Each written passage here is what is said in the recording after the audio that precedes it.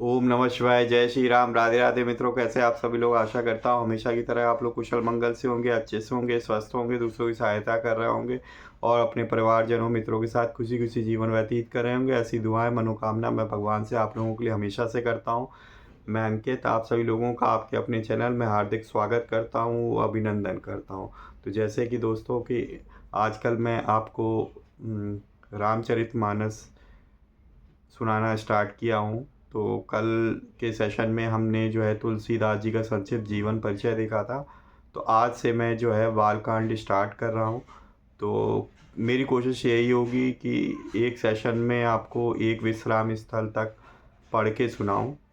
ठीक है, आशा करता हूँ कि आप लोगों को वीडियो अच्छी लगे हो। कल के भी रिस्पांस ठीक ठाक रहा, उसके लिए आपको तहे दिल से आप लोगों का शुक्रिया अदा करता हूँ, धन्यवाद देता हूँ। इसी तरीके से अपना प्यार बनाए रखें। तो चलिए भगवान का नाम लेके स्टार्ट करते हैं। तो वक्रतुंड महाकाय सूर्यकोटि समप्रभा निर्विघ्नं कुरु देव सर्वकार्येषु सर्वदा। जय श्री गणपति बप्पा मोरया। तो चलिए दोस्तों, भगवान का नाम लेते हुए आप लोग जो है सुनिए, मैं आपको सुनाता हूँ। तो आज हम लोग जो है ये बाल कांड स्टार्ट कर रहे हैं हिंदी अनुवाद में। यहाँ पे आप देख सकते हो माया मुक्त नारद जी का चित्रण दिया हुआ है। यहाँ पे भगवान विष्णु की पैर छूते हुए। तो श्री जानकी वल्लभो विजयते श्री गणेशाय नमः। श्री रामचरितमानस प्रथम सोपान बालकांड। अक्षरों अर्थ समूहों रसों छंदों और मंगलों की करने वाली सरस्वती जी और गणेश जी की मैं वंदना करता हूँ। श्रद्धा और विश्वास के स्वरूप श्री पार्वती जी और श्री शंकर जी की मैं वंदना करता हूँ, जिनके बिना सिद्ध जन अपने अंतःकरण में स्थित ईश्वर नहीं देख सकता। ज्ञानमय नित्य शंकर रूपी गुरु की मैं वंदना करता हूँ, जिनके आश्रित होने से ही तेरा चंद्रमा भी सर्वत्र वंदित होता है।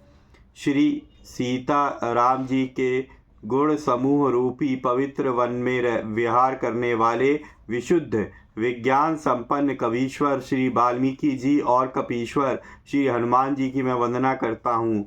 उत्पत्ति स्थित पालन और संहार करने वाली, क्लेशों की हरने वाली तथा संपूर्ण कल्याणों के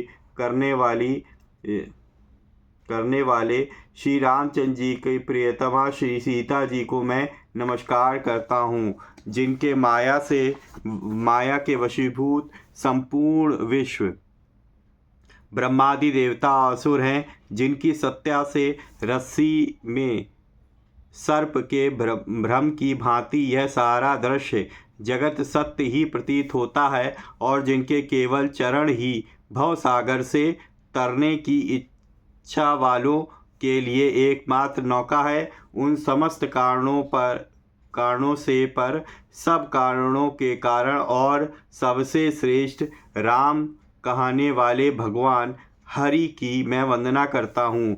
अनेक पुराण वेद और तंत्र शास्त्र से सम्मत जो रामायण में वर्णित है और कुछ अन्यत्र से भी उपलब्ध श्री रघुनाथ जी की कथा को तुलसीदास अपने अंतःकरण के सुख के लिए अत्यंत मनोहर भाषा रचना में विस्तृत करता है।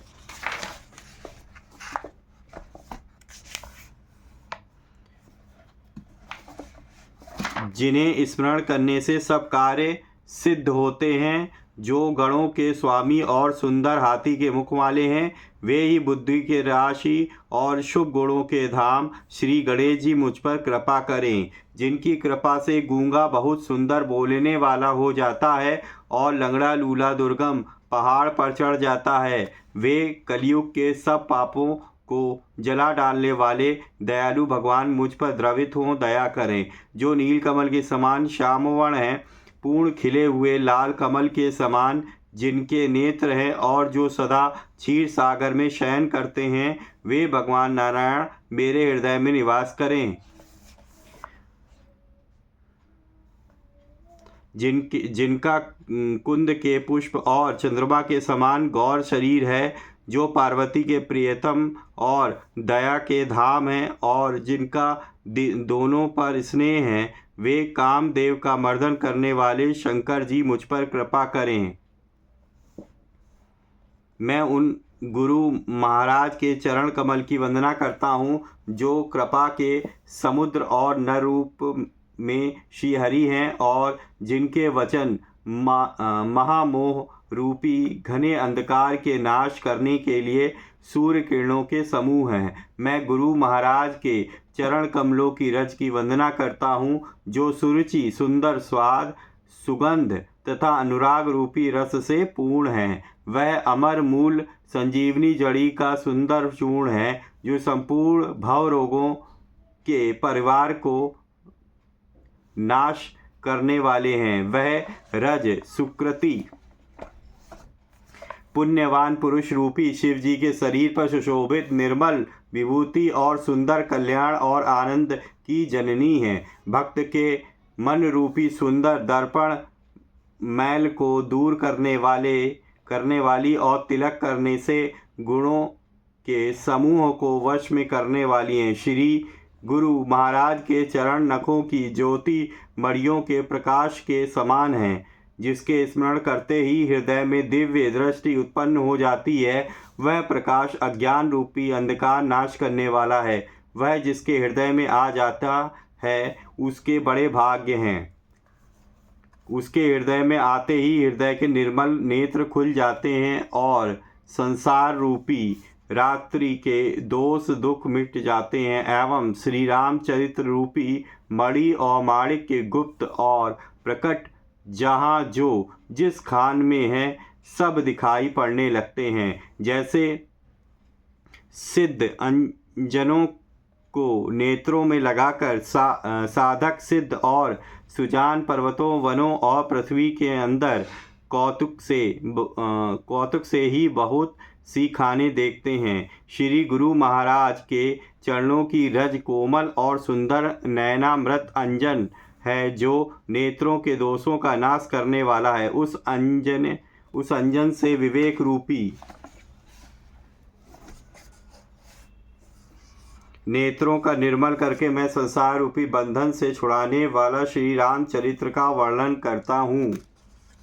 पहले पृथ्वी के देवता ब्राह्मणों के चरणों की वंदना करता हूँ जो अज्ञान से उत्पन्न सब संदेहों को हरने वाले। फिर सब गुणों की खान संत समाज को प्रेम सहित सुंदर वाणी से प्रणाम करता हूँ। संतों का चरित्र कपास के चरित्र जीवन के समान शुभ है, जिसका फल नीरस, विशद और गुणमय होता है। कपास की थोड़ी नीरस होती है। संत चरित्र में भी विषयासक्ति नहीं है, इससे वह भी नीरस है। कपास उज्ज्वल होता है। संत का हृदय भी अज्ञान और पाप रूपी अंधकार से रहित होता है, इसलिए वह विशद है और कपास में गुण तंतु होते हैं। इसी प्रकार संत का चरित्र भी सद्गुणों का भंडार होता है, इसलिए वह गुणमय है। जैसे कपास का धागा सुई के किए हुए छेद को अपने तन देकर ढक देता, अथवा कपास जैसे लोढ़े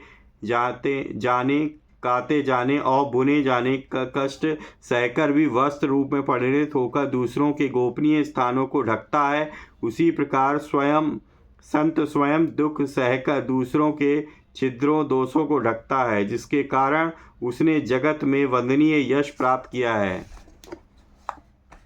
संतों का समाज आनंद और कल्याणमय है, जो जगत में चलता फिरता तीर्थराज प्रयाग है, जहाँ उस संत समाज रूपी प्रयागराज में राम भक्ति रूपी गंगा जी की धारा है और ब्रह्म विचारक प्रचार सरस्वती जी हैं। विधि और निषेध, यह करो और यह ना करो रूपी कर्मों की कथा कलयुग के पापों को हरने वाली सूर्य तनया यमुना जी हैं और भगवान विष्णु और शंकर जी की कथाएं त्रिवेणी रूप से सुशोभित हैं, जो सुनते ही सब आनंद और कल्याणों की देने वाली हैं। उस संत समाज रूपी प्रयाग में अपने धर्म में जो अटल विश्वास है वह अक्षयवट है और शुभ कर्म ही उस तीर्थराज का समाज परिकर है।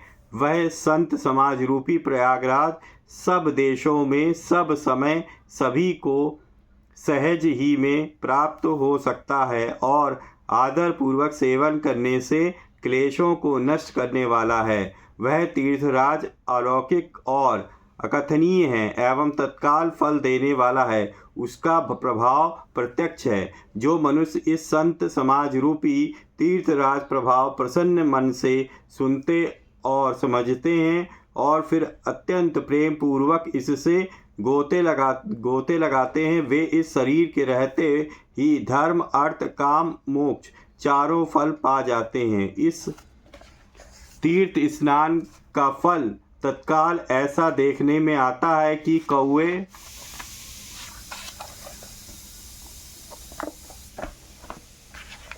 कौवे कोयल बन जाते हैं और बगुले हंस। यह सुनकर कोई आश्चर्य ना करे, क्योंकि सत्संग की महिमा छिपी नहीं है। वाल्मीकि जी, नारद जी और अगस्त्य जी ने अपने अपने मुखों से अपनी होनी जीवन का वृत्तांत कही है। जल में रहने वाले, जमीन पर चलने वाले और आकाश में विचरने वाले नाना प्रकार के जड़ चेतन जितने जीव इस जगत में हैं, उनमें से जिसने जिस समय जहाँ कहीं भी जिस प्रकार किसी यत्न से बुद्धि, कीर्ति, सद्गति, विभूति, ऐश्वर्य और भलाई पाई है, सो सब सत्संग का ही प्रभाव समझना चाहिए। वेदों में और लोक में इनकी प्राप्ति का दूसरा कोई उपाय नहीं है। सत्संग के बिना विवेक नहीं होता और श्री राम जी की कृपा के बिना वह सत्संग सहज में मिलता नहीं। सत्संगति आनंद और कल्याण की जड़ है। सत्संगति की सिद्धि प्राप्ति ही फल और सब साधन तो फूल हैं। दुष्ट भी सत्संगति पाकर सुधर जाते हैं। जैसे पारस के स्पर्श से लोहा सुहावना हो जाता है, सुंदर सोना बन जाता है, किंतु देव योग से यदि कभी सज्जन कुसंगति पड़ जाते हैं तो वे वहाँ भी सांप की मणि के समान अपने गुणों का ही अनुसरण करते हैं। अर्थात जिस प्रकार सांप का संसर्ग पाकर भी मणि उसके विषय ग्रहण नहीं करता तथा अपने सहज गुण प्रकाश को नहीं छोड़ती, उसी प्रकार साधु पुरुष दुष्टों के संगम में रहकर भी दूसरों को प्रकाश ही देते हैं। दुष्टों का उन पर कोई प्रभाव नहीं पड़ता। ब्रह्मा, विष्णु, शिव, कवि और पंडितों की वाणी भी संत महिमा का वर्णन करने में सकुचाती है। वह मुझसे किस प्रकार नहीं कही जाती। जैसे साग तरकारी बेचने वाले से मड़ियों के गुण समूह नहीं कहे जा सकते, मैं संतों को प्रणाम करता हूँ जिनके चित्त में समता है, जिनका ना कोई मित्र है और ना कोई शत्रु। जैसे अंजलि में रखे हुए सुंदर फूल, जिस हाथ ने फूलों को तोड़ा और जिसने उनको रखा, उन दोनों ही हाथों को समान रूप से सुगंधित करते हैं। वैसे ही संत शत्रु और मित्र दोनों को ही समान रूप में कल्याण करते हैं। संत सरल हृदय और जगत के हितकारी होते हैं। उनके ऐसे स्वभाव और स्नेह को जानकर मैं विनय करता हूँ। मेरी इस बाल विनय को सुनकर कृपा करके श्री राम जी के चरणों में मुझे प्रीति दें। अब मैं सच्चे भाव से दुष्टों को प्रणाम करता हूँ, जो बिना ही प्रायोजन अपना हित करने वाले भी प्रतिकूल आचरण करते हैं। दूसरों के हित की हानि ही जिनकी दृष्टि में लाभ है, दूसरों के उजड़ने में और बसने में विषाद होता है।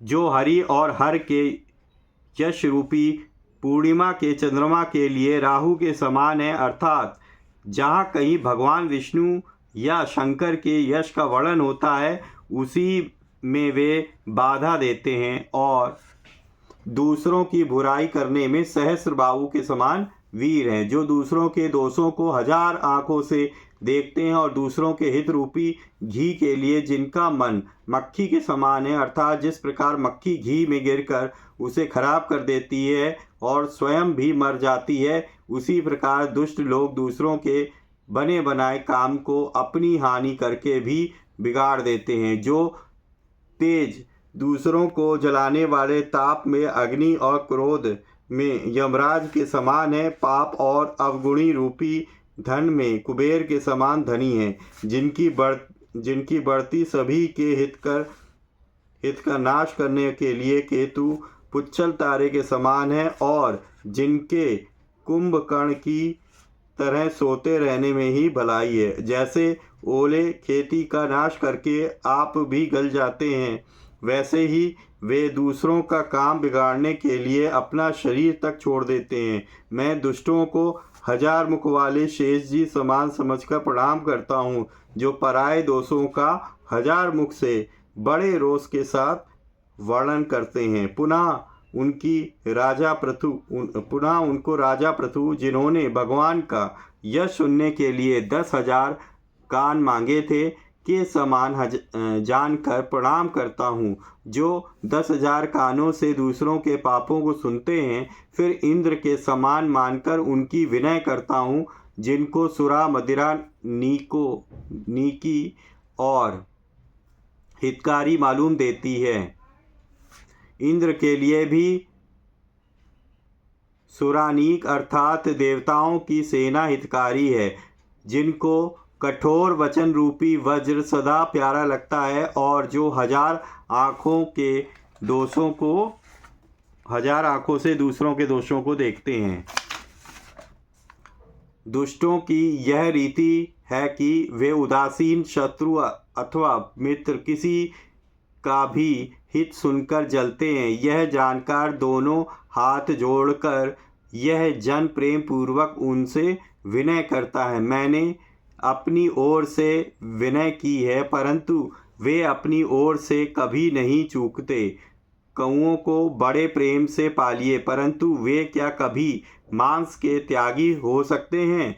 अब मैं संत और असंत दोनों के चरणों की वंदना करता हूँ। दोनों ही दुख देने वाले हैं, परंतु उनमें कुछ अंतर कहा गया है। वह अंतर यह है कि एक संत तो बिछड़ते समय प्राण हर लेते हैं, और दूसरे असंत मिलते हैं तब दारुण दुख देते हैं। अर्थात संतों का बिछड़ना मरने के समान है, दुखदायी होता है, और असंतों का मिलना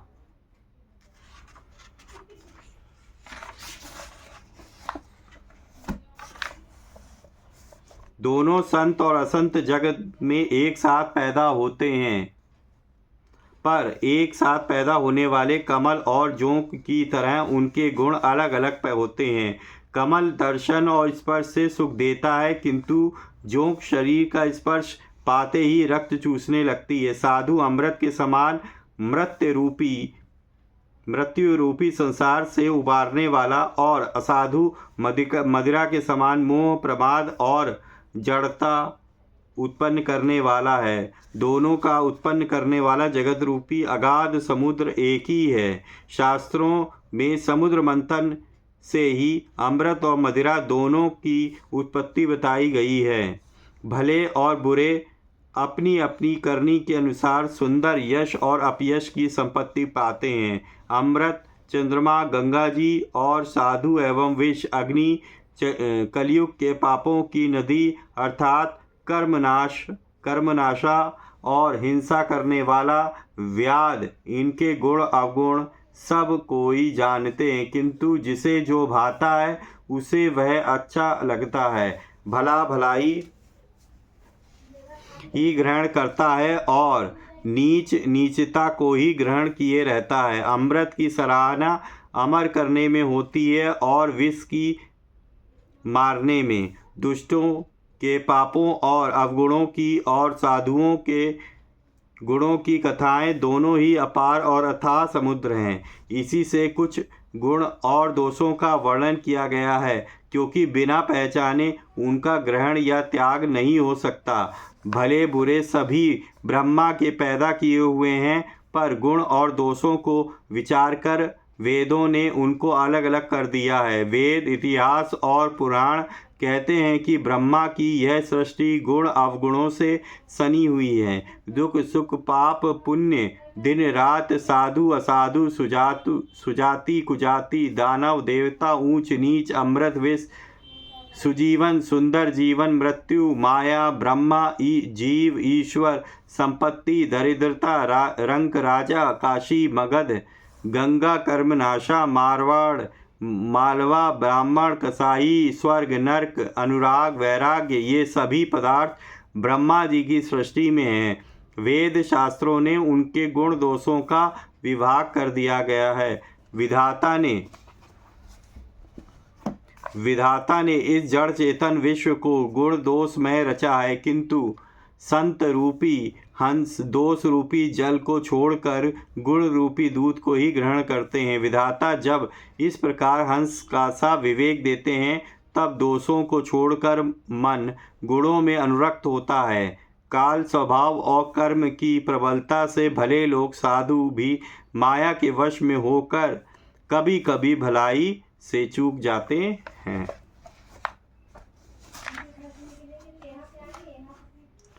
भगवान के भक्त जैसे उस चूक को सुधार लेते हैं और दुख दोषों को मिटाकर निर्मल यश देते हैं, वैसे ही दुष्ट भी कभी कभी उत्तम संग पाकर भलाई करते हैं, परंतु उनका कभी भंग न होने वाला मलिन स्वभाव नहीं मिटता। जो वेशधारी ठग हैं, उन्हें भी अच्छा साधु का वेश बनाए देखकर वेश के प्रताप से जगत पूजता है, परंतु एक ना एक दिन वे चौड़े आ ही जाते हैं। अंत तक उनका कपट नहीं निभता, जैसे काल नेमी रावण और राहु का हाल हुआ है।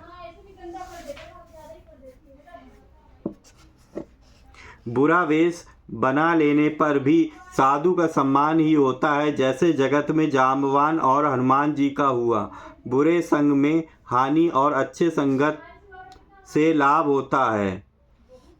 यह बात लोक और वेद में है और सभी लोग इसको जानते हैं। पवन के संग से धूल आकाश पर चढ़ जाती है और वही नीचे की ओर बहने वाले जल के संग से कीचड़ में मिल जाती है। साधु के घर के तोता मैना राम राम सुमिरते हैं और असाधु के घर के तोता मैना गिन गिन कर गालियाँ देते हैं।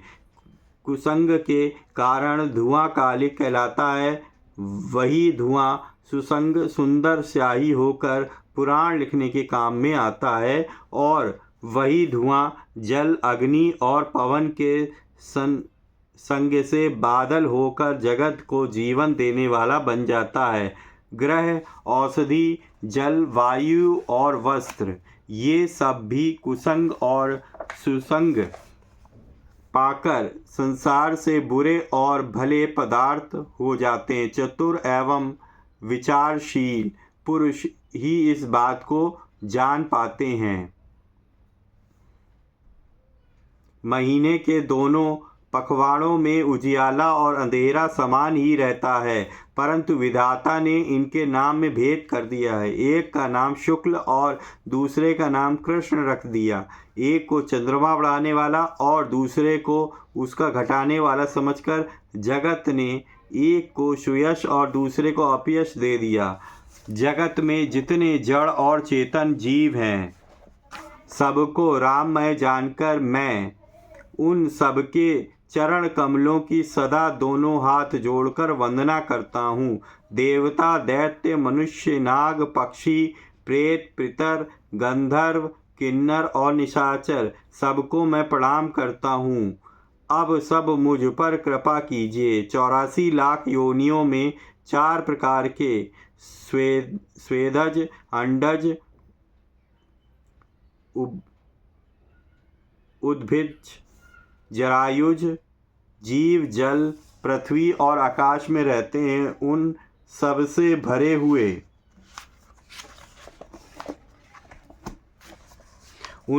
भरे हुए सारे जगत को श्री सीता राममय जानकर मैं दोनों हाथ जोड़कर प्रणाम करता हूँ।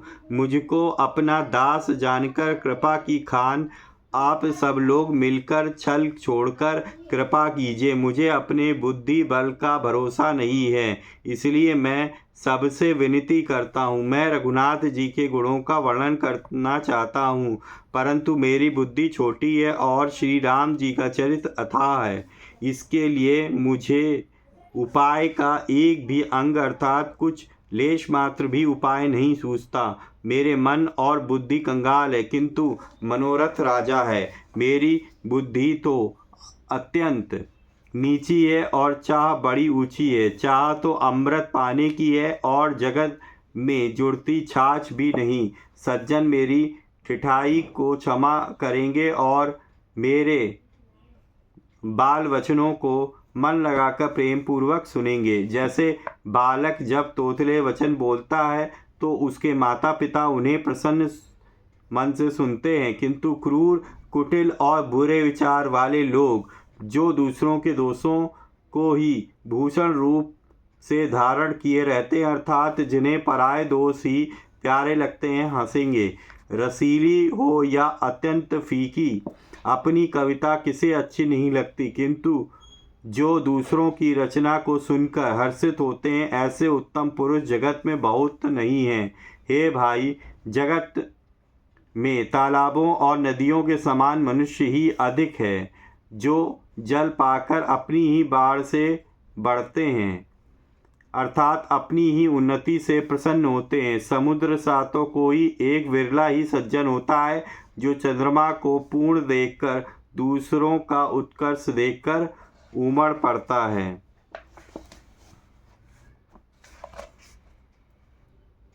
मेरा भाग्य छोटा है और इच्छा बहुत बड़ी है, परंतु मुझे एक विश्वास है कि इसे सुनकर सज्जन सभी सुख पावेंगे और दुष्ट हंसी उड़ावेंगे, किंतु दुष्टों के हंसने से मेरा हित ही होगा।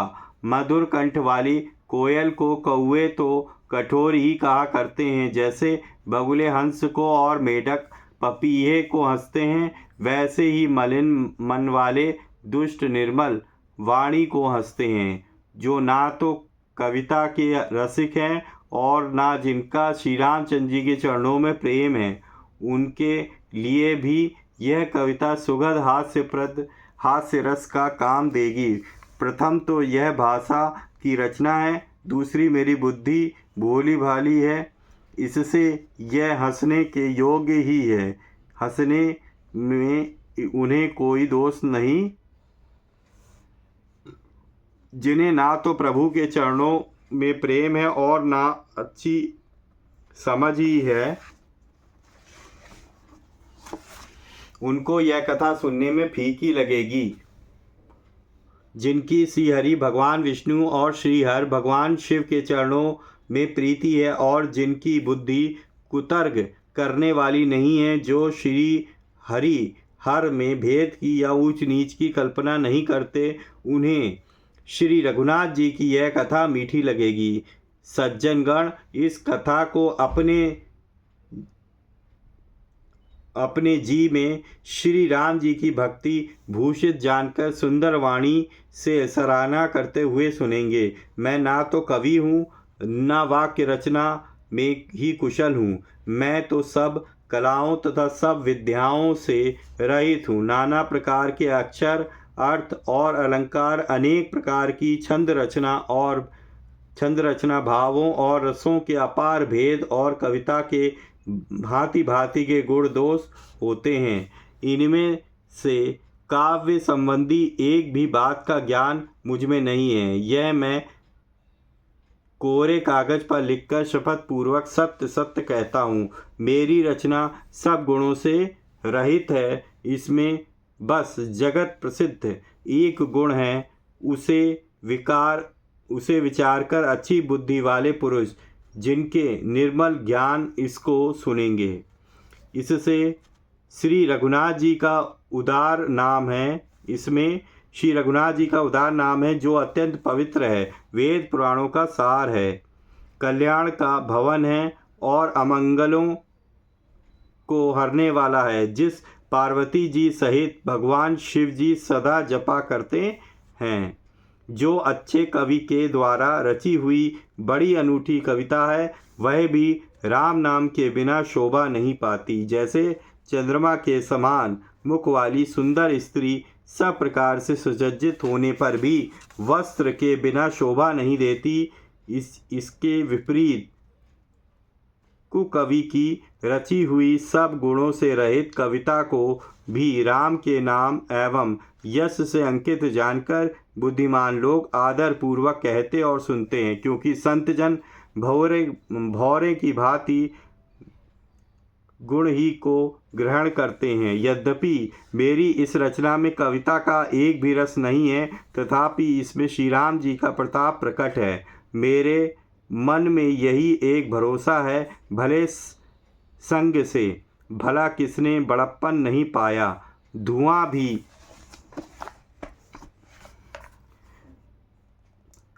भी अगर के संग से सुगंधित होकर अपने स्वाभाविक कड़ुएपन को छोड़ देता है। मेरी कविता अवश्य भद्दी है, परंतु इसमें जगत का कल्याण करने वाली राम कथा रूपी उत्तम वस्तु का वर्णन किया गया है। इससे यह भी अच्छी ही समझी जाएगी। तुलसीदास जी कहते हैं कि श्री रघुनाथ जी की कथा कल्याण करने वाली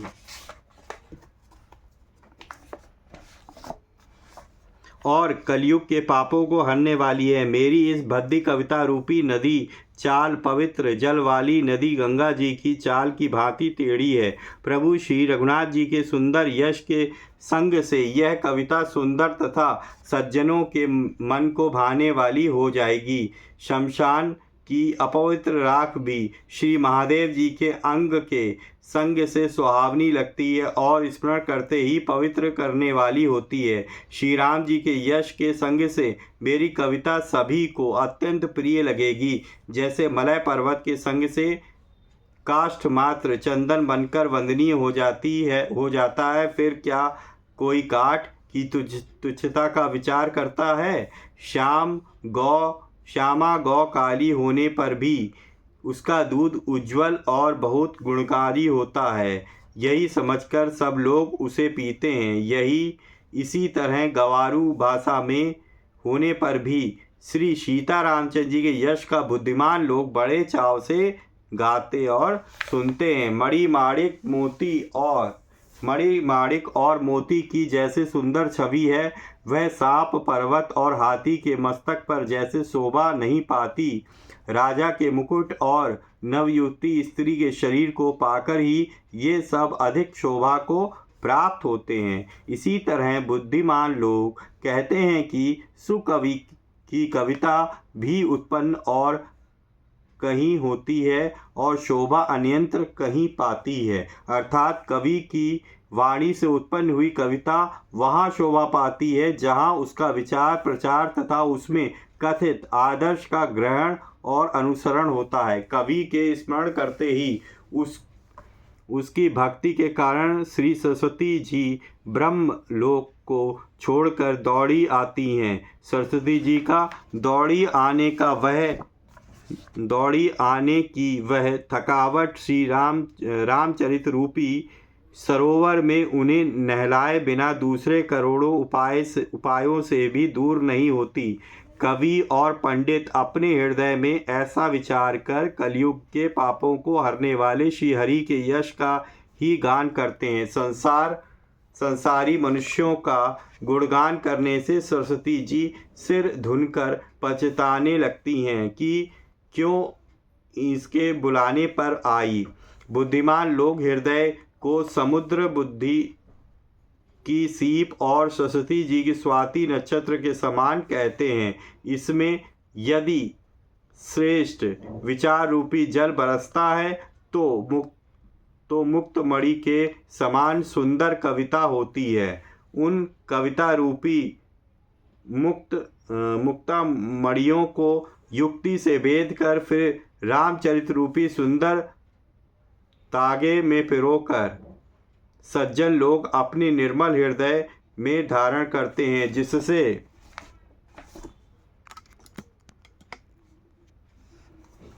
जिससे अत्यंत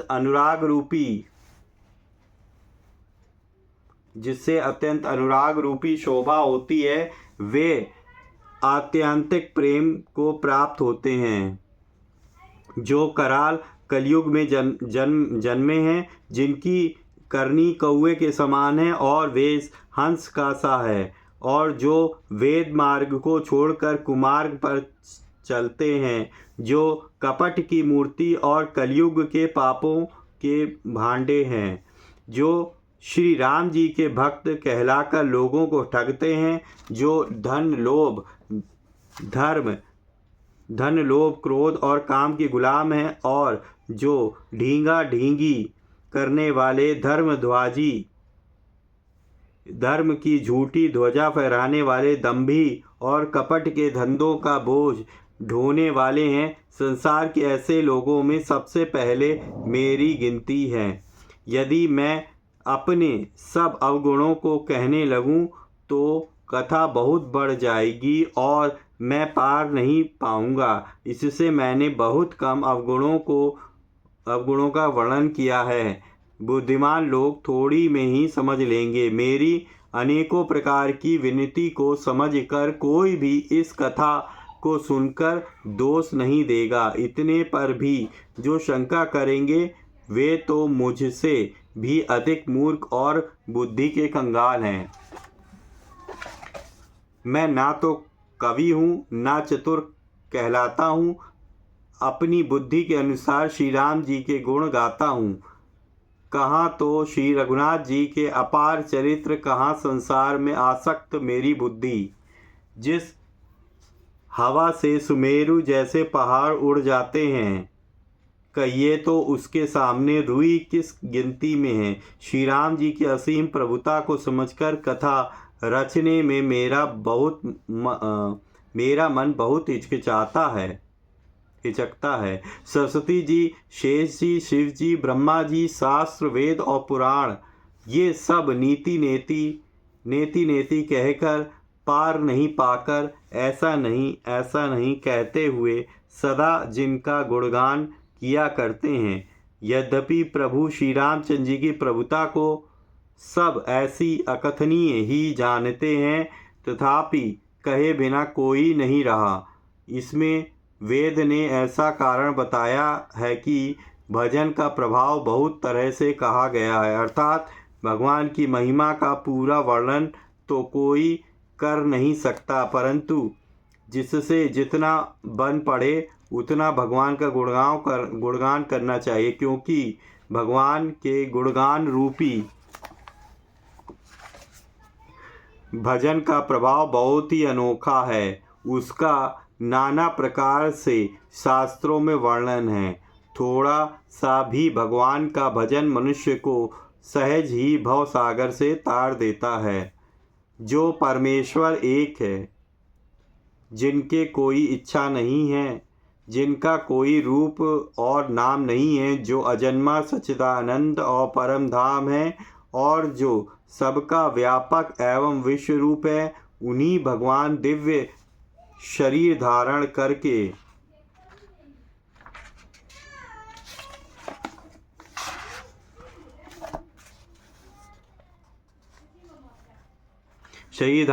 नाना प्रकार की लीला की है। वह लीला केवल भक्तों के हित के लिए ही है, क्योंकि भगवान परम कृपालु और शरणागत के बड़े प्रेमी हैं, जिनकी भक्तों पर बड़ी ममता और कृपा है। जिन्होंने एक बार जिस पर कृपा कर दी, उस पर फिर कभी क्रोध नहीं किया। वे प्रभु श्री रघुनाथ जी की गई हुई वस्तु को फिर प्राप्त कराने वाले गरीब निवाज, दीनबंधु, सरल स्वभाव, सर्वशक्तिमान और सबके स्वामी हैं। यही समझकर बुद्धिमान लोग उन श्री हरि का यश वर्णन करके अपनी वाणी को पवित्र और उत्तम फल, मोक्ष और दुर्लभ भगवत प्रेम देने वाले बनाते हैं। उसी बल से महिमा का यथार्थ वर्णन नहीं, परंतु महान फल देने वाला भजन समझकर भगवत कृपा के बल पर ही मैं श्री रामचंद्र जी के चरणों में सिर नवाकर श्री रघुनाथ जी के गुणों की कथा कहूँगा। इसी विचार से वाल्मीकि, व्यास आदि मुनियों ने पहले श्री हरि का कीर्ति गाई है। भाई, उसी मार्ग पर चलना मेरे लिए सुगम होगा, जो अत्यंत जो अत्यंत बड़ी श्रेष्ठ नदियाँ हैं, यदि राजा उन पर पुल बंधा देता है तो अत्यंत छोटी चींटियाँ भी उन पर चढ़कर बिना ही परिश्रम के पार चली जाती हैं। इसी प्रकार मुनियों के वर्णन के सहारे मैं भी श्री रामचरित्र का वर्णन सहज ही कर सकूँगा। इस प्रकार मन को बल दिखलाकर मैं श्री रघुनाथ जी की सुहावनी कथा की रचना करूँगा। व्यास आदि जो अनेकों श्रेष्ठ कवि हो गए हैं, जिन्होंने बड़े आदर से श्री हरि का सुयश वर्णन किया है, मैं उन सब श्रेष्ठ कवियों के चरण कमलों में प्रणाम करता हूँ। वे मेरे सब मनोरथों को पूरा करें। कलयुग के भी उन कवियों को मैं प्रणाम करता हूँ, जिन्होंने श्री रघुनाथ जी के गुण समूहों का वर्णन किया है। जो बड़े बुद्धिमान प्राकृत कवि हैं, जिन्होंने भाषा में हरि चरित्रों का वर्णन किया है। जो ऐसे कवि पहले हो चुके हैं, जो इस समय वर्तमान हैं और जो आगे होंगे, उन सब को मैं सारा कपट त्याग कर प्रणाम करता हूँ। आप सब प्रसन्न होकर यह वरदान दीजिए कि साधु समाज में मेरी कविता का सम्मान हो, क्योंकि बुद्धिमान लोग जिस कविता का आदर नहीं करते, मूर्ख कवि ही उसकी रचना व्यर्थ परिश्रम करते हैं।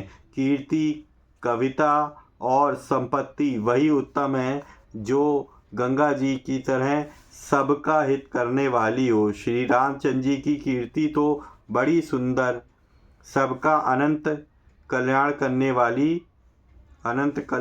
वाली ही है, परंतु मेरी कविता भद्दी है। यह असामंजस्य है, अर्थात इन दोनों का मेल नहीं मिलता। इसी की मुझे चिंता है। परंतु हे कवियों, आपकी कृपा से यह बात भी मेरे लिए सुलभ हो सकती है। रेशम की सिलाई टाट पर भी सुहावनी लगती है।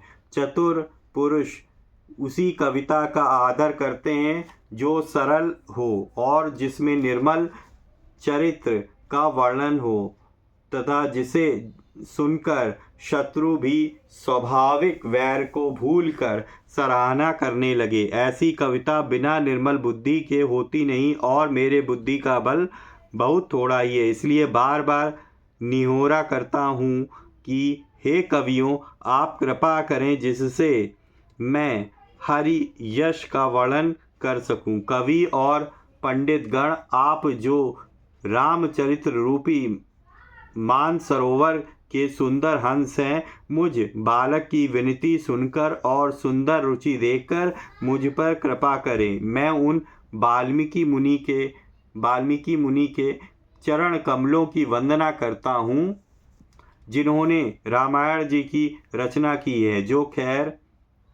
जो खर राक्षस सहित होने पर भी खर कठोर से विपरीत बड़ी कोमल और सुंदर हैं, तथा जो दूषण राक्षस सहित होने पर भी दूषण अर्थात दोष से रहित हैं। मैं चारों वेदों की वंदना करता हूँ, जो संसार समुद्र के पार होने के लिए जहाज के समान है, तथा जिन्हें श्री रघुनाथ जी का निर्मल यश वर्णन करते स्वप्न में भी खेद थकावट नहीं होता। मैं ब्रह्मा जी के चरण रज की वंदना करता हूँ, जिन्होंने भव सागर बनाया है, जहाँ से एक और संत रूपी अमृत चंद्रमा और कामधेनु निकले और दूसरी ओर दुष्ट मनुष्य रूपी विष और मदिरा उत्पन्न हुए। देवता, पंडित, ग्रह, इन सब के चरणों की वंदना करके हाथ जोड़कर कहता हूँ कि आप प्रसन्न होकर मेरे सारे सुंदर मनोरथों को पूरा करें। फिर मैं सरस्वती जी और देव नदी गंगा जी की वंदना करता हूँ। दोनों पवित्र और मनोहर चरित्र वाली हैं। एक गंगा जी स्नान करने और जल पीने पापों को हरती हैं, और दूसरी सरस्वती जी गुण और यश कहने और सुनने से अज्ञान का नाश कर देती हैं। श्री महेश और पार्वती जी को मैं प्रणाम करता हूँ, जो मेरे गुरु और माता पिता हैं, जो दीन बंधु और नित्य ध्यान करने वाले हैं, जो सीतापति श्री रामचंद्र जी के सेवक है, स्वामी और सखा हैं, तथा मुझ तुलसीदास का सब प्रकार से कपट रहित सच्चा हित करने वाले हैं, जिन शिव पार्वती ने कलयुग को देखकर जगत के हित के लिए शाबर मंत्र समूह की रचना की, जिन मंत्रों के अक्षर बेमेल हैं, जिनका ना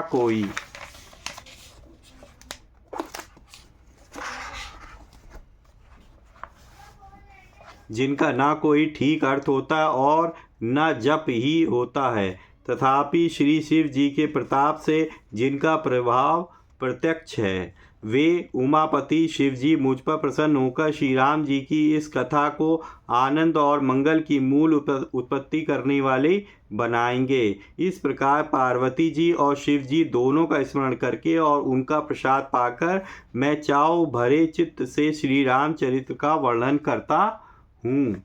मेरी कविता श्री शिव जी की कृपा से ऐसी सुशोभित होगी जैसे तारागणों के सहित चंद्रमा के साथ रात्रि शोभित होती है। जो इस कथा को प्रेम सहित एवं सावधानी के साथ समझ बूझकर कहे सुनेंगे, वे कलयुग के पापों से रहित और सुंदर कल्याण के भागी होकर श्री रामचंद्र जी के चरणों के प्रेमी बन जाएंगे। यदि मुझ पर श्री शिव जी और पार्वती माँ की स्वप्न में भी सचमुच प्रसन्नता हो तो मैंने इस भाषा कविता का जो प्रभाव कहा है वह सब सच हो। मैं अति पवित्र श्री अयोध्यापुरी और कलयुग के पापों का नाश करने वाली श्री सरयू नदी का वंदना करता हूँ। फिर अवधपुरी के नर नारियों को प्रणाम करता हूँ, जिन पर प्रभु श्री रामचंद्र जी की ममता थोड़ी नहीं है अर्थात बहुत है। उन्होंने अपनी पुरी में रहने वाले सीता जी की निंदा करने वाले धोबी और उसके समर्थक पुर नर नारियों के पाप समूह को नाश कर उनको शोक रहित बनाकर अपने लोक धाम में बसा दिया। मैं कौशल्या रूपी पूर्व दिशा की वंदना करता हूँ, जिसकी कीर्ति समस्त संसार में फैल रही है। जहाँ कौशल्या रूपी पूर्व दिशा से विश्व को सुख देने वाले और दुष्ट रूपी कमलों के लिए पाले के समान श्री रामचंद्र रूपी सुंदर चंद्रमा प्रकट हुए। सब रानियों सहित राजा दशरथ जी को पुण्य और सुंदर कल्याण की मूर्ति मानकर मैं मन वचन और कर्म से प्रणाम करता हूँ। अपने पुत्र को सेवक जानकर वे मुझ पर कृपा करें, जिनको रचकर ब्रह्मा जी ने भी बड़ाई पाई तथा जो श्री रामचंद्र जी के माता और पिता होने के कारण महिमा की सीमा है। मैं अवध के राजा श्री दशरथ जी की वंदना करता हूँ, जिनका श्री रामचंद्र जी के चरणों में सच्चा प्रेम था, जिन्होंने दीन दयालु प्रभु के बिछुड़ते ही अपने प्यारे शरीर को मामूली तिनके की तरह त्याग दिया। मैं परिवार सहित राजा जनक जी को प्रणाम करता हूँ, जिनका श्री रामचंद्र जी के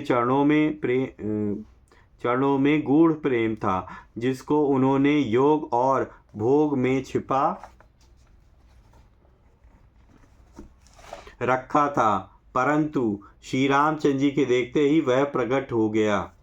भाइयों, मैं सबसे पहले श्री भरत जी के चरणों को प्रणाम करता हूँ, जिनका नियम और व्रत वर्णन नहीं किया जा सकता तथा जिनका मन श्री रामचंद्र जी के चरण कमलों में भौरे की तरह लुभाया हुआ है, कभी उनका प्यास नहीं छोड़ता। मैं श्री लक्ष्मण जी के चरण कमलों को प्रणाम करता हूँ, जो शीतल सुंदर और भक्तों को सुख देने वाले हैं।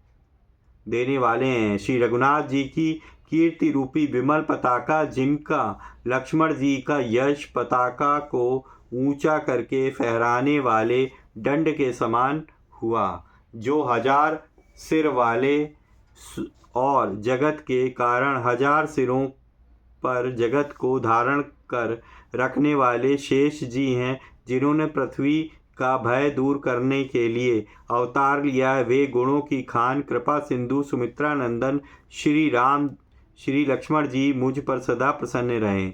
मैं श्री शत्रुघ्न जी के चरण कमलों को प्रणाम करता हूँ, जो बड़े वीर सुशील और श्री भरत जी के पीछे चलने वाले। मैं महावीर श्री हनुमान जी की विनती करता हूँ, जिनके यश का श्री रामचंद्र जी ने स्वयं अपने श्री मुख से वर्णन किया है। मैं पवन कुमार श्री रामचंद्र जी को प्रणाम करता हूँ, श्री हनुमान जी को प्रणाम करता हूँ, जो दुष्ट रूपी वचन को भस्म करने के लिए अग्नि रूप हैं, जो ज्ञान की घन मूर्ति हैं और जिनके हृदय रूपी भवन में धनुष बाण धारण किए श्री राम जी निवास करते हैं।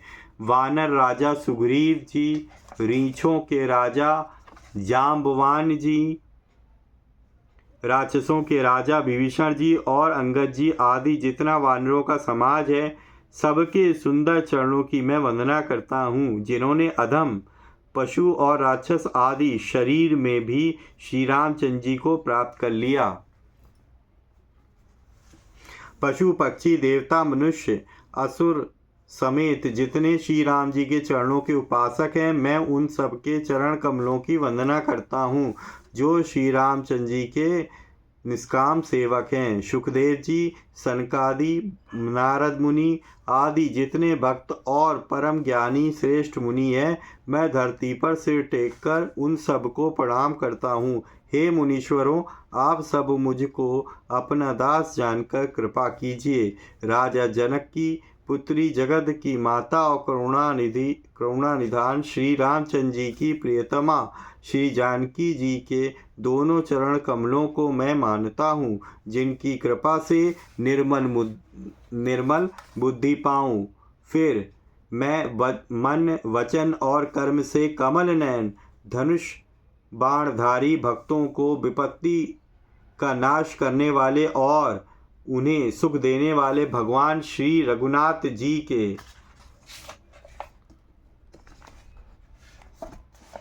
सर्वसमर्थ चरण कमलों की वंदना करता हूँ, जो वाणी और उसके अर्थ तथा जल और जल की लहर के समान कहने में अलग अलग हैं, परंतु वास्तव में अभिन्न एक हैं। उन श्री सीता रामचंद्र जी के चरणों की मैं वंदना करता हूँ, जिन्हें दीन दुखी बहुत ही प्रिय हैं। मैं रघुनाथ जी के नाम राम की वंदना करता हूँ, जो कृषाणु अग्नि भानु सूर्य और हिमकर चंद्रमा का हेतु अर्थात रा आ और मा रूप से बीज हैं। वह राम नाम ब्रह्मा विष्णु और शिव रूप हैं। वह वेदों का प्राण है, निर्गुण उपमा रहित और गुणों का भंडार है।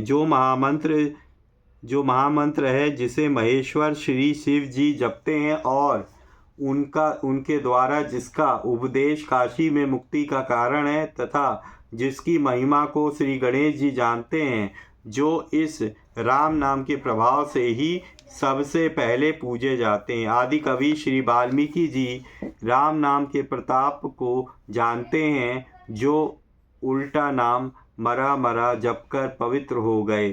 श्री शिव जी के इस वचन को सुनकर कि राम नाम सहस्र नाम के समान है, पार्वती जी सदा अपने पति श्री शिव जी के साथ राम नाम जप करती रहती हैं। नाम के प्रति पार्वती जी के हृदय की ऐसी प्रीति देखकर श्री शिव जी हर्षित हो गए और उन्होंने स्त्रियों में भूषण रूप पतिव्रताओं में शिरोमणि पार्वती जी को अपना भूषण बना लिया, अर्थात उन्हें अपने अंग में धारण करके अर्धांगिनी बना लिया। नाम के प्रभाव को श्री शिव जी भली भांति जानते हैं, जिस प्रभाव के कारण कालकूट जहर उनको अमृत का फल दिया। श्री रघुनाथ जी की भक्ति वर्षा ऋतु है। तुलसीदास जी कहते हैं कि उत्तम सेवक धान है और राम नाम दो सुंदर अक्षर सावन भादों के महीने हैं।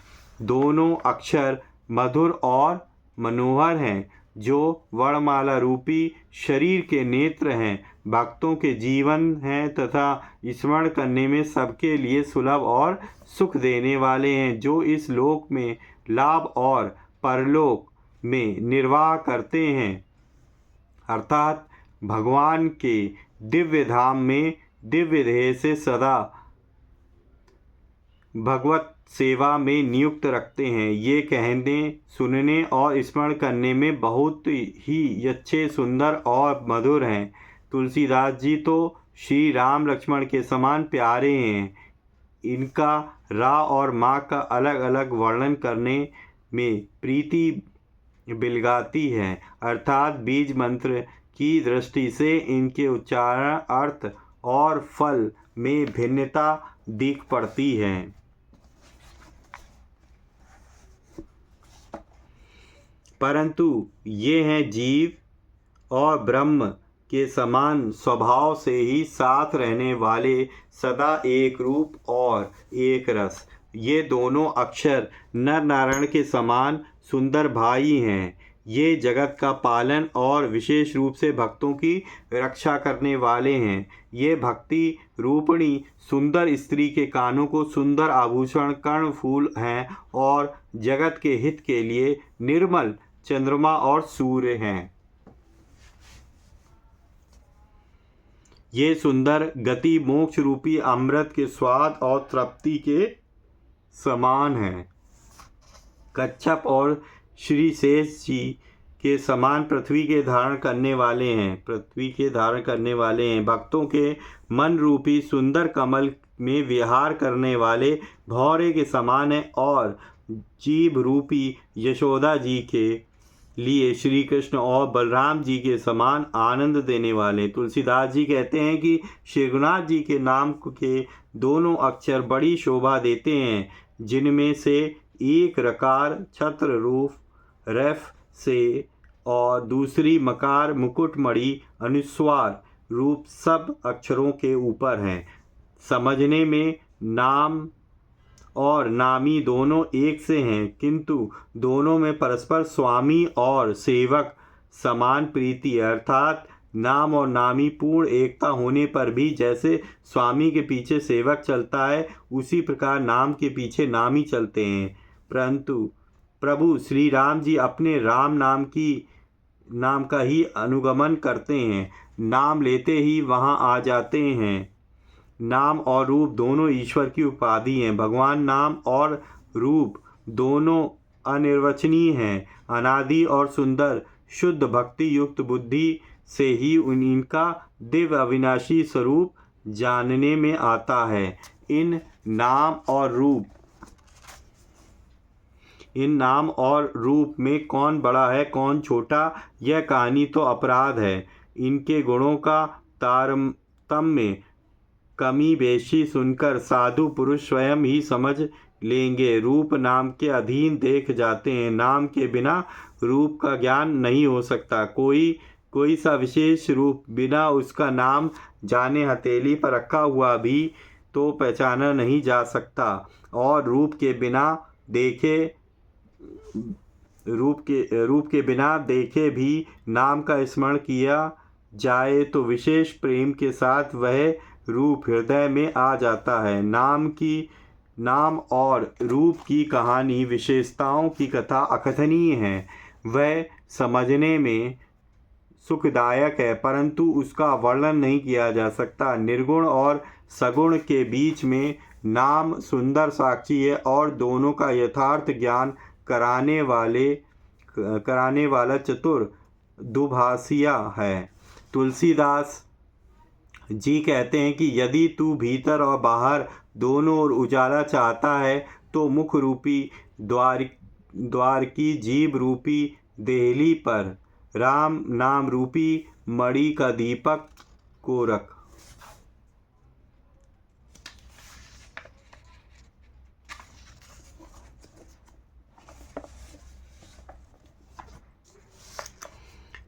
ब्रह्मा के बनाए हुए इस प्रपंच दृश्य जगत से भली भांति छूटे हुए वैराग्य मुक्त योगी पुरुष इस नाम को ही जीव से जपते हुए तत्व ज्ञान रूपी दिन में जागते हैं और नाम तथा रूप से रहित अनुपम अवर्चनीय अनामय ब्रह्म सुख का अनुभव करते हैं। जो परमात्मा के गूढ़ रहस्य को, यथार्थ महिमा को जानना चाहते हैं, वे जिज्ञासु भी नाम का जीव से जपकर उसे जान लेते हैं। लौकिक और सिद्ध योगियों के चाहने वाले अर्थार्थी साधक लौ लगाकर नाम का जाप करते हैं और आड़िमादि आठों सिद्धियों को पाकर सिद्ध हो जाते हैं। संकट से घबराए हुए आर्त भक्त नाम जप करते हैं तो उनके बड़े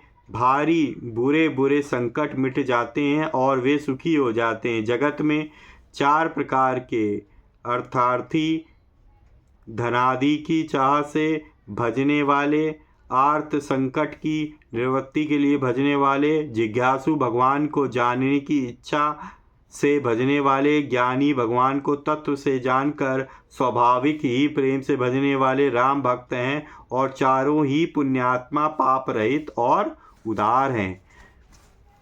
चारों ही चतुर भक्तों को नाम ही आधार है। इनमें ज्ञानी भक्त प्रभु को विशेष रूप से प्रिय हैं। यूँ तो चारों युगों में और चारों ही वेदों में नाम का प्रभाव है, परंतु कलयुग में विशेष रूप से है। इसमें तो नाम को छोड़कर कोई दूसरा उपाय ही नहीं है।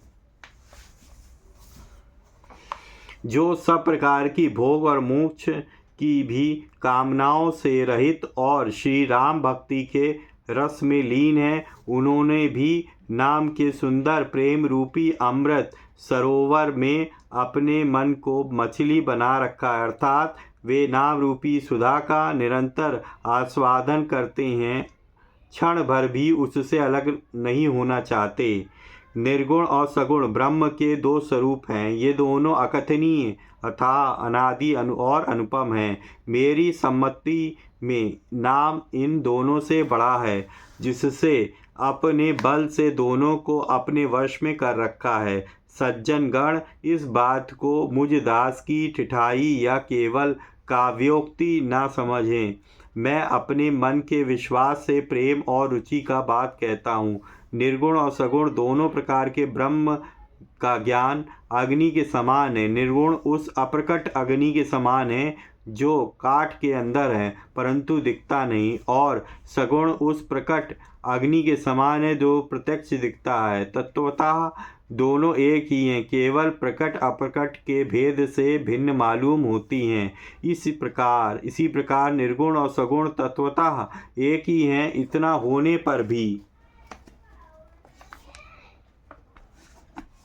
होने पर भी दोनों ही जानने में बड़े कठिन हैं, परंतु नाम से दोनों सगुण हो जाते हैं। इसी से मैंने नाम को निर्गुण ब्रह्म और सगुण राम से बड़ा कहा है।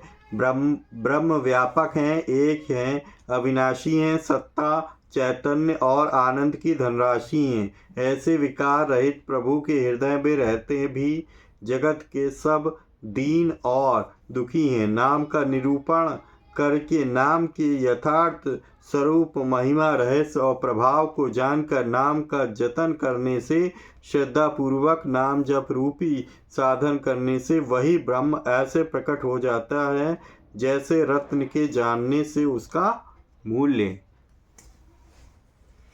इस प्रकार निर्गुण से नाम का प्रभाव अत्यंत बड़ा है। अब अपने विचार के अनुसार कहता हूँ कि नाम सगुण राम से भी बड़ा है। श्री रामचंद्र जी ने भक्तों के हित के लिए मनुष्य शरीर धारण करके स्वयं कष्ट सहकर साधुओं को सुखी किया, परंतु भक्तगण प्रेम के साथ नाम का जाप करते हुए सहज ही में आनंद और कल्याण के घर हो जाते हैं। श्री राम जी ने एक तपस्वी की स्त्री अहिल्या को ही तारा, परंतु नाम के करोड़ों दुष्टों की बिगड़ी बुद्धि को सुधार दिया। श्री राम जी ने ऋषि विश्वामित्र जी के हित के लिए एक सुकेतु यक्ष की कन्या ताड़का की सेना और पुत्र सुबाहु सहित समाप्ति की, परंतु नाम अपने भक्तों के दोष, दुख और दुराशाओं का इस तरह नाश कर देता है कि जैसे सूर्य रात्रि का। श्री राम जी ने तो स्वयं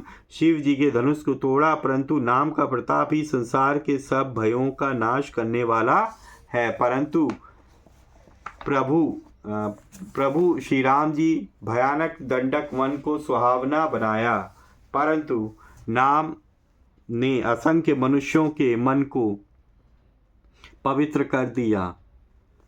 श्री रघुनाथ जी ने राक्षसों के समूह को मारा, परंतु नाम तो कलयुग के सारे पापों की जड़ उखाड़ने वाला है।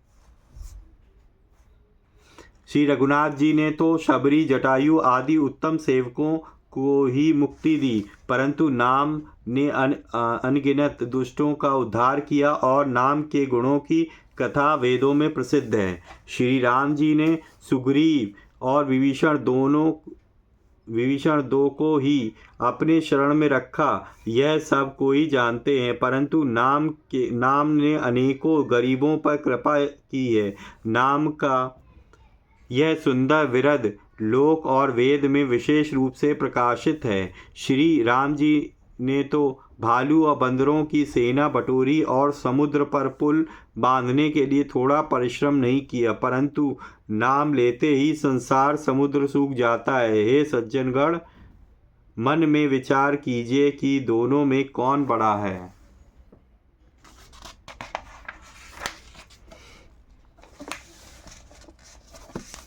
श्री रामचंद्र जी ने कुटुंबियों सहित रावण को युद्ध में मारा, तब सीता सहित उन्होंने अपने नगर अयोध्या में प्रवेश किया। राम राजा हुए अवध, उनकी राजधानी हुई। देवता और मुनि सुंदर वाणी से जिनके गुण गाते हैं, परंतु सेवक भक्त प्रेम पूर्वक नाम के स्मरण मात्र से बिना